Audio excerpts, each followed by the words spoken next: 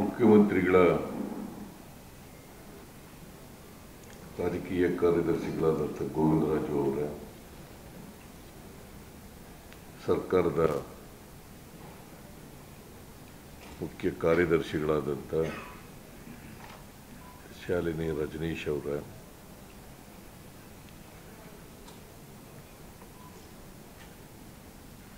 ಈ ಸಮಾರಂಭದ ಅಧ್ಯಕ್ಷತೆ ವಹಿಸಿರ್ತಕ್ಕಂಥ ಹಾಗೂ ಕರ್ನಾಟಕ ಆಡಳಿತ ಸೇವೆ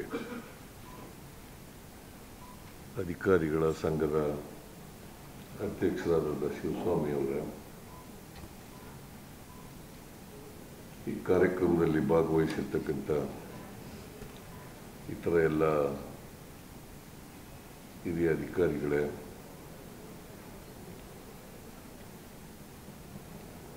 ಕರ್ನಾಟಕ ಆಡಳಿತ ಸೇವಾ ವೃತ್ತಿಲಿರ್ತಕ್ಕಂಥ ಎಲ್ಲ ಅಧಿಕಾರಿ ಸ್ನೇಹಿತರೆ, ಮಾಧ್ಯಮದ ಗೆಳೆಯರೇ,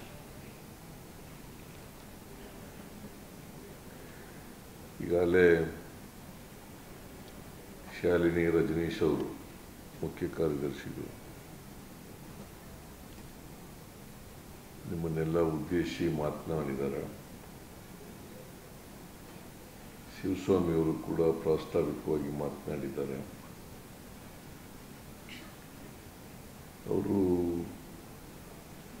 ಅವ್ರ ಮಾತನ್ನು ಪ್ರಾರಂಭ ಮಾಡೋದಕ್ಕಿಂತ ಮುಂಚಿತವಾಗಿ ಜನರ ಕೆಲಸ ದೇವರ ಕೆಲಸ ಅಂತೇಳಿ ಪ್ರಸ್ತಾಪ ಮಾಡಿದ್ದಾರೆ.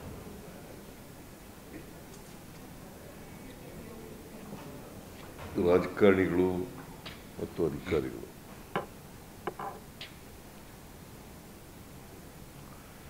ರಾಜಕಾರಣಿಗಳು ಜನಪ್ರತಿನಿಧಿಗಳು.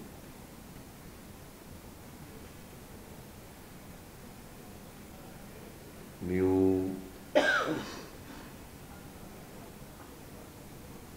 ಜನರ ಸೇವೆ ಮಾಡಲಿಕ್ಕೆ ಇರ್ತಕ್ಕಂಥ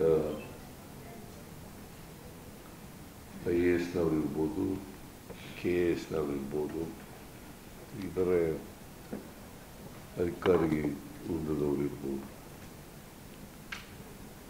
ನಾವೆಲ್ಲರೂ ಕೂಡ ಪ್ರಜಾಪ್ರಭುತ್ವದಲ್ಲಿ ರಾಜಕಾರಣಿಗಳಾಗಲಿ ಅಧಿಕಾರಿಗಳಾಗಲಿ ಜನರ ಸೇವೆಯನ್ನು ಮಾಡಲಿಕ್ಕೆ ಇರ್ತಕ್ಕಂಥದ್ದು. ಪ್ರಜಾಪ್ರಭುತ್ವದಲ್ಲಿ ಪ್ರಜೆಗಳೇ ಪ್ರಭುಗಳು ಅಂತ ನಾವು ಕರಿತೀವಿ. ಪ್ರಜೆಗಳೇ ಪ್ರಭುಗಳು. ರಾಜಕಾರಣಿಗಳು ಜನರಿಂದ ಆಯ್ಕೆಯಾದಂಥವರು, ಅವ್ರನ್ನ ಪ್ರತಿನಿಧಿಸ್ತಕ್ಕಂಥವ್ರು, ಅವ್ರ ಪರವಾಗಿ ಕೆಲಸ ಮಾಡ್ತಕ್ಕಂಥವ್ರು. ಅಧಿಕಾರಿಗಳು IAS ಇರ್ಬೋದು, KAS ಇರ್ಬೋದು, ಅವ್ರಿಗೆ ಕೆಲಸ ಮಾಡಲಿಕ್ಕೆ ನೇಮಕ ಆಗಿರ್ತಕ್ಕಂಥವ್ರು. ಇದನ್ನು ನಾವು ಮೂಲಭೂತವಾಗಿ ಅರ್ಥ ಮಾಡ್ಕೋಬೇಕು. ನಾನು ಮೊನ್ನೆ IAS-ನವ್ರನ್ನ ಭೇಟಿ ಮಾಡಿದಂಥ ಸಂದರ್ಭದಲ್ಲಿ ಹೇಳಿದೆ, ನಮ್ಮ ಸಮಾಜದಲ್ಲಿ ಅಸಮಾನತೆ ಇದೆ. ನಾವೆಲ್ಲ ಅದೃಷ್ಟವಂತರು, ಯಾಕಂದರೆ ನಮಗೆಲ್ಲ ವಿದ್ಯೆ ಸಿಕ್ಕಿದೆ. ಹಾಗಾಗಿ ನಮಗೆ ಉದ್ಯೋಗನೂ ಕೂಡ ಸಿಕ್ಕಿದೆ.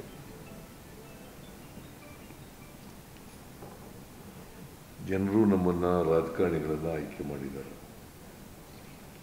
ಹಾಗಾಗಿ ನಾವೆಲ್ಲ ಅದೃಷ್ಟಶಾಲಿಗಳು. ಮತ್ತು ಸಮಾಜದಲ್ಲಿ ಇವತ್ತು ಕೂಡ 2 ಹೊತ್ತು ಊಟಕ್ಕೆ ಇಲ್ಲಿರ್ತಕ್ಕಂಥ ಅನೇಕ ಜನರಿದ್ದಾರೆ. ಅವ್ರ ಪರವಾಗಿ ಕೆಲಸ ಮಾಡಲಿಕ್ಕೋಸ್ಕರ ನಾವಿರ್ತಕ್ಕಂಥ ಆ ವರ್ಗ ಕಟ್ಟಕಡೆಯ ಮನುಷ್ಯ ಇದ್ದಾನಲ್ಲ,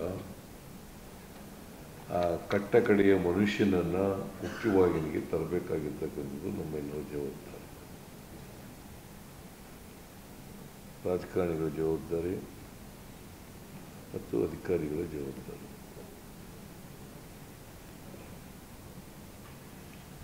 ನಾವು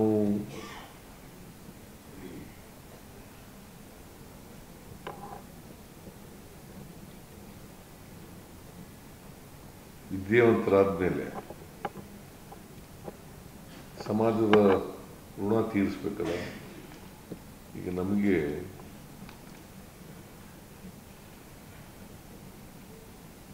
ವಿದ್ಯೆ ಸಿಕ್ಕಿದೆ. ವಿದ್ಯೆ ಸಿಕ್ಬೇಕಾದ್ರೆ ಸಮಾಜದ ಋಣ ಇರ್ತದೆ ನಮ್ಮ ಮೇಲೆ. ನಾವೆಲ್ಲ ನಮ್ಮ ಮನೆ ಹಣದಿಂದಲೇ ವಿದ್ಯೆ ಪಡ್ಕೊಳ್ಳಲಿಕ್ಕೆ ಸಾಧ್ಯ ಆಗಿರಲ್ಲ. ಮನೆ ಹಣನೂ ಕೂಡ ಖರ್ಚು ಮಾಡಿರ್ತೀವಿ, ಆದರೆ ಸಮಾಜನೂ ಕೂಡ ನಮಗೆ ಖರ್ಚು ಮಾಡಿರ್ತದೆ. ಅದರಿಂದ ಸಮಾಜದ ಋಣ ನಮ್ಮ ಮೇಲೆ ಇರ್ತದೆ. ಈ ಸಮಾಜದ ಋಣ ತೀರಿಸಬೇಕಾಗಿರ್ತಕ್ಕಂಥದ್ದು ನಮ್ಮ ಜವಾಬ್ದಾರಿ. ನಾನು ಮೊನ್ನೆನೂ ಕೂಡ ಹೇಳಿದೆ, ಬಾಬಾ ಸಾಹೇಬ್ ಅಂಬೇಡ್ಕರ್ ಅವರು ಈ ದೇಶಕ್ಕೆ ಒಂದು ಸಂವಿಧಾನ ಕೊಟ್ಟಿದ್ದಾರೆ. ಸಂವಿಧಾನದ ಧ್ಯೇಯೋದ್ದೇಶಗಳನ್ನು ನಾವು ಪ್ರತಿಯೊಬ್ಬರು ಕೂಡ ಅರ್ಥ ಮಾಡ್ಕೋಬೇಕು. ಅದಕ್ಕೆ ಈ ಸಾರಿ ನಮ್ಮ ಸರ್ಕಾರ ಬಂದಾಗ ಎಲ್ಲ ಶಾಲೆಗಳಲ್ಲಿ ಸಂವಿಧಾನವನ್ನು ಓದಿಸ್ತಕ್ಕಂಥ ಕೆಲಸವನ್ನು ಮಾಡ್ತಾ ಇದ್ದೀವಿ. ಅದು ಪ್ರತಿಯೊಬ್ಬರಿಗೂ ಕೂಡ ಅರ್ಥ ಆಗಬೇಕು.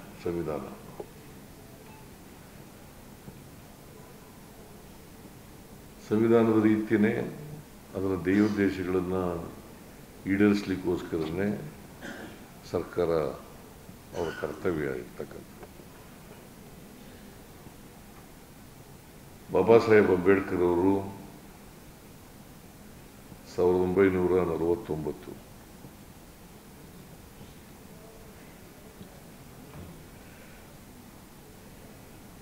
25ನೇ ತಾರೀಕು 26ನೇ ತಾರೀಕು ಅಂಗೀಕಾರ ಆಯಿತು ಸಂವಿಧಾನ. 1949 ನವೆಂಬರ್ 25ನೇ ತಾರೀಕು.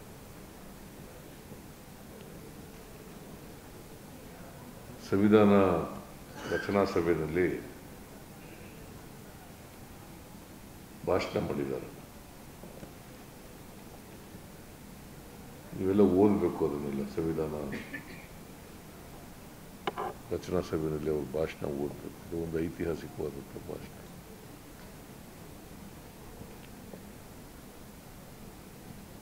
ಅವ್ರು ಏನು ಹೇಳಿದ್ದಾರೆ ಅಂತಂದ್ರೆ,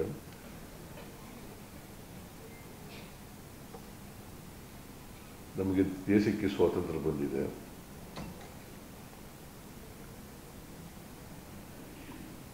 ರಾಜಕೀಯ ಸ್ವಾತಂತ್ರ್ಯ ಸಿಕ್ಕಿದೆ. ಯಾಕಂದರೆ ಎಲ್ಲರಿಗೂ ಒಂದೇ ಓಟು, ಒಂದೇ ಮೌಲ್ಯ. ಒಂದೇ ಓಟು, ಒಂದೇ ಮೌಲ್ಯ. ಪ್ರೆಸಿಡೆಂಟ್ ಆಫ್ ಇಂಡಿಯಾಕ್ಕೂ ಒಂದೇ ಓಟು, ಇಲ್ಲಿ ಕ್ಲಾಸ್ 4 ಕೂಲಿ ಮಾಡ್ತಕ್ಕಂಥವ್ರು ಅವ್ರಿಗೂ ಒಂದೇ ಓಟು. ಆ ಸ್ವಾತಂತ್ರ್ಯ ಸಿಕ್ಕಿದೆ. ವೋಟ್ ಮಾಡೋ ಸ್ವಾತಂತ್ರ್ಯ ಸಿಕ್ಕಿದೆ. ಆದರೆ ಆರ್ಥಿಕವಾಗಿ ಒಬ್ಬ ವ್ಯಕ್ತಿ ಒಂದೇ ಮೌಲ್ಯ ಅನ್ನೋ ಥರದ್ದು ಇಲ್ಲ, ಸಾಮಾಜಿಕವಾಗಿ ಇಲ್ಲ. ಐತಿಹಾಸಿಕ ಕಾರಣಗಳಿಗೋಸ್ಕರ ನಾವು ಸಮಾಜದಲ್ಲಿ ಆರ್ಥಿಕ ಅಸಮಾನತೆ, ಸಾಮಾಜಿಕ ಅಸಮಾನತೆ ಇದೆ. ಇದನ್ನು ಹೋಗಲಾಡಿಸ್ಬೇಕಾಗಿರ್ತಕ್ಕಂಥ ಜವಾಬ್ದಾರಿ ನಮ್ಮ ಮೇಲಿದೆ. ಅದಕ್ಕೆ ಬಾಬಾ ಸಾಹೇಬ್ ಏನು ಹೇಳ್ತಾರೆ ಅಂತಂದರೆ,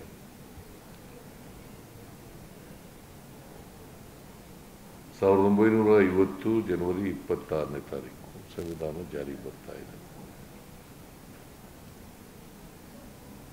ಅವತ್ತು ನಾವೆಲ್ಲ ಸ್ವತಂತ್ರರಾಗಿ ವೈರುಧ್ಯತೆ ಇರ್ತಕ್ಕಂಥ ಸಮಾಜಕ್ಕೆ ಕಾಲಿಡ್ತಾ ಇದ್ದೀವಿ. ನಮ್ಮ ಸಮಾಜದಲ್ಲಿ ಆರ್ಥಿಕ ಅಸಮಾನತೆ ಇದೆ, ಸಾಮಾಜಿಕ ಅಸಮಾನತೆ ಇದೆ. ಶ್ರೀಮಂತರಿದ್ದಾರೆ, ಬಡವರಿದ್ದಾರೆ, ವಿದ್ಯಾವಂತರಿದ್ದಾರೆ, ಅವಿದ್ಯಾವಂತರಿದ್ದಾರೆ, ಸಾಮಾಜಿಕವಾಗಿ ಮುಂದುವರಿದ ಜನ ಇದ್ದಾರೆ, ಮೇಲ್ ಪದರದಲ್ಲಿರ್ತಕ್ಕಂಥ ಜನ ಇದ್ದಾರೆ, ಕೆಳ ಪದರದಲ್ಲಿರ್ತಕ್ಕಂಥ ಜನ ಇದ್ದಾರೆ. ಈ ವೈರುಧ್ಯತೆ ಇರ್ತಕ್ಕಂಥ ಸಮಾಜಕ್ಕೆ ನಾವು ಕಾಲಿಡ್ತಾ ಇದ್ದೀವಿ. ಈ ವೈರುಧ್ಯತೆಯನ್ನು ನಾವು ಹೋಗಲಾಡಿಸ್ದೇ ಹೋದರೆ, ಅಸಮಾನತೆಯನ್ನು ಹೋಗಲಾಡಿಸ್ದೇ ಹೋದರೆ, ನಾವೇನು ಸ್ವಾತಂತ್ರ್ಯ ಬಂದು ನಮಗೆ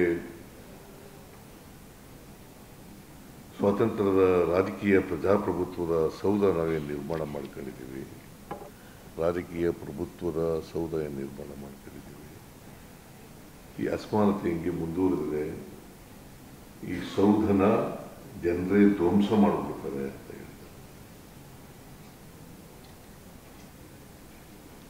ಜನರೇ ಅಸಮಾನತೆಯನ್ನು ಸಹಿಸ್ಕೊಳ್ಳಕ್ಕಾಗ್ದೇನೆ ಜನರು ಧ್ವಂಸ ಮಾಡಿಬಿಡ್ತಾರೆ ರಾಜಕೀಯ ಸೌಧನ ಅಂತ ಬಾಬಾ ಸಾಹೇಬ್ ಅಂಬೇಡ್ಕರ್ ಅವರು ಹೇಳಿರ್ತಕ್ಕಂಥ ವಿಚಾರ.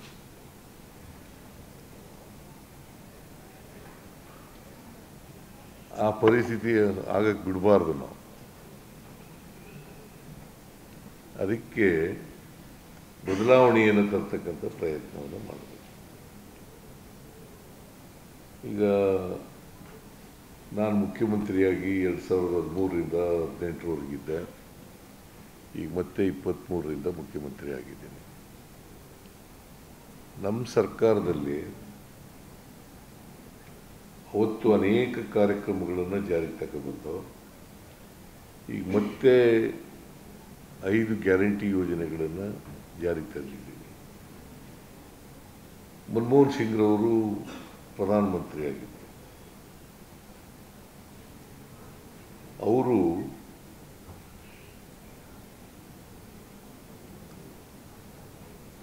ಡೈರೆಕ್ಟಿವ್ ಪ್ರಿನ್ಸಿಪಲ್ಸ್ ಅಂತ ಕರಿತೀವಿ ನಾವು ಸಂವಿಧಾನದಲ್ಲಿ. ಸಂವಿಧಾನದ 4ನೇ ಭಾಗ. ಅದರಲ್ಲಿ ನಾವು ಎಂಥ ಸಮಾಜವನ್ನು ನಿರ್ಮಾಣ ಮಾಡಬೇಕು, ಎಂಥ ದೇಶವನ್ನು ಕಟ್ಟಬೇಕು ಅಂತಕ್ಕಂಥದ್ದಿದೆ. ಅದಕ್ಕೆ ಅವರು ಪ್ರಧಾನಮಂತ್ರಿಯಾಗಿರುವಾಗ right to information, right to education, right to employment, right to food ಕಾರ್ಯಕ್ರಮಗಳನ್ನು ಜಾರಿಗೆ ತಗೊಂಡ್ಬಂದರು. ರೈಟ್ ಟು ಫುಡ್ ಇರಲೇಬೇಕಲ್ಲ, ಎಲ್ರಿಗೂ ಬದುಕ್ತಕ್ಕಂಥ ಅವಕಾಶನ ಕೊಟ್ಟಿದೆ, ಸಂವಿಧಾನ ಒದಗಿಸ್ಕೊಟ್ಟಿದೆ. ರೈಟ್ ಟು ಎಂಪ್ಲಾಯ್ಮೆಂಟ್ ಇರಬೇಕಲ್ಲ, ಎಲ್ರಿಗೂ ಉದ್ಯೋಗ ಇರಬೇಕಲ್ಲ.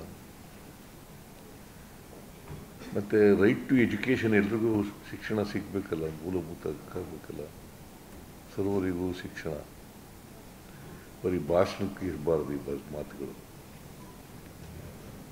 ಸರ್ವರಿಗೂ ಶಿಕ್ಷಣ. ಅದಕ್ಕೆ ಈ ಶಿಕ್ಷಣ ಸಿಗದೇ ಇರೋದ್ರಿಂದಲೇ, ಅವಕಾಶಗಳು ಸಿಗದೇ ಇರೋದ್ರಿಂದಲೇ ಈ ಅಸಮಾನತೆ ನಿರ್ಮಾಣ ಆಗಿರೋದು. ಎಲ್ಲರಿಗೂ ಸಮಾನ ಅವಕಾಶಗಳು ಸಿಕ್ಕಿದ್ರೆ ಅಸಮಾನತೆ ಇರ್ಲಿಕ್ಕೆ ಸಾಧ್ಯನೇ ಇರ್ತಿರ್ಲಿಲ್ಲ. ಅವಕಾಶಗಳು ಸಿಕ್ಕಲಿಲ್ಲ, ಅಸಮಾನತೆ ನಿರ್ಮಾಣ ಆಯಿತು.